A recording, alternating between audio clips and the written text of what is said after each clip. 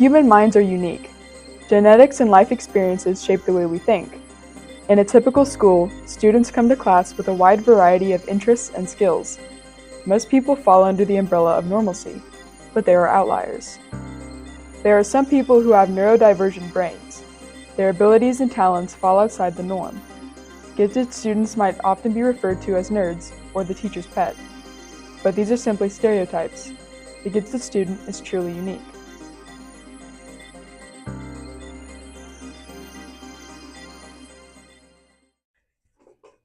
Hi, I'm Casey Kirk, and I've been an educator for 24 years. I've spent the last 6 years specializing in gifted education, and I have my endorsement for gifted education through the University of Cincinnati. I have been studying gifted children my entire teaching career. I was an arts teacher before this, and I also tutored. I did programs with gifted students outside of my classroom, and I created specialized groups for gifted students, including art clubs, but we also had poetry clubs and other things, so that I have been doing work with gifted students for my entire teaching career. I've been interested in giftedness my whole life because having a brain that's a little bit different than others is kind of like how most people think about gifted people, or they might think of the classic cliche of a nerd or the stereotypical person who's constantly raising their hand. But the gifted mind is so much more than that. Students can have gifts in a wide range of subject areas and abilities and talents. And the wide range is what makes it so interesting to study for me as an educator. Gifted students aren't always seen together. Environments like these are created within schools to help enhance the gifted brain. All classified students are working diligently together to grow their minds and challenge themselves. They work on engineering, improvisation, robotics, and other engaging activities that inspire their minds. Hi, my name is Elias, and I'm gifted in creativity and math. I think it helps with my sports and my athletic ability because I can be creative while I'm doing my plays and all that. I'm Lily Riggs, and I'm gifted in English literature. I noticed that outside of the classroom, I often find myself correcting the spelling of words or the grammar and things, but it definitely does help me in the classroom because English is used in pretty much everything. I'm Kinley, and I'm gifted in social studies, and that can help me just to understand the class a little better, and so I can keep on track. These kids see things in different ways, taking unique approaches to problems. Their brains think in such distinct ways that create blossoms of ideas. So some of the struggles that gifted students face include not being challenged enough in the classroom, but again, not having the skills to advocate for themselves in the classroom, I think is more important than not being challenged enough in the classroom.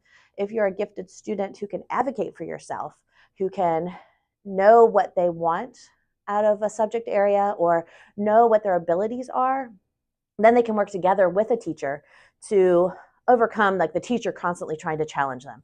It's not the teacher's, it's partly the teacher's responsibility to think of challenges for it, but I think there's also a lot of responsibility that a gifted student must have to understand what their needs might be and to understand how to articulate that into a classroom. The hard part of that is to give gifted students enough self-confidence and the ability to communicate to their teachers in a way that seems respectful and it doesn't rely on, oh, I'm bored, okay? That gifted students shouldn't have to rely on the old, I'm bored. That's not really a good way to articulate your needs because a teacher hears that and then a teacher hears, I'm not doing my job.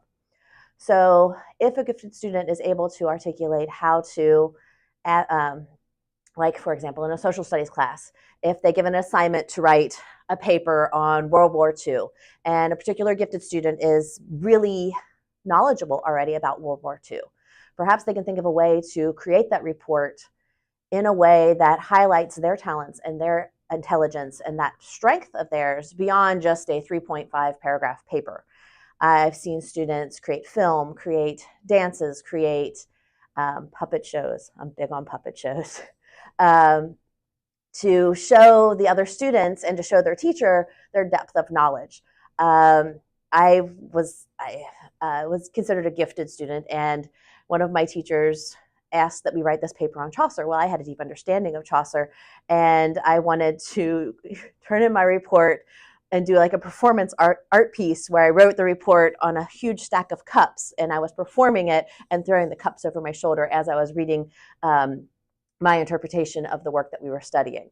So being able to articulate and to ask for what you need in a classroom, or and being able to have a voice in the classroom is really important to a gifted student, and it would help them overcome so many challenges that they face already, and help eliminate some of that boredom that they might feel in the classroom, because they have the voice and they have the ability to communicate with the teachers.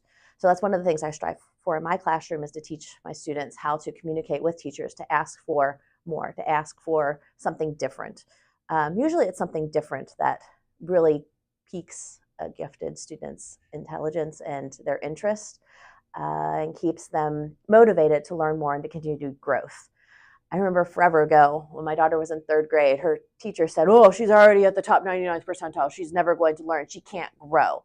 And I was stunned that a teacher would feel this way. And I know a lot of teachers feel that way, that once a student reaches that ceiling of whatever the test that they're giving, that they can't grow beyond that. So empowering a gifted student to look for outside adventures like this film contest, or looking for things that they could pull into the classroom. And usually it involves the arts, some sort of performance-based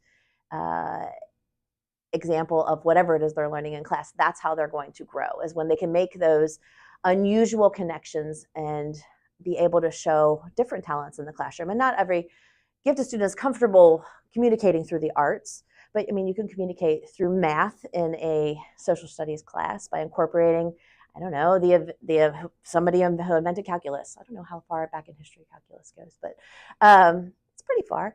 So they might incorporate that into whatever they're learning in their classroom. And just having that voice, and the power of voice, is super important for a gifted student to overcome the struggles that they might face in the classroom. Children are all unique humans. Their minds create outstanding creations that some of us wouldn't even dare to think of. These gifted minds aren't better than other minds.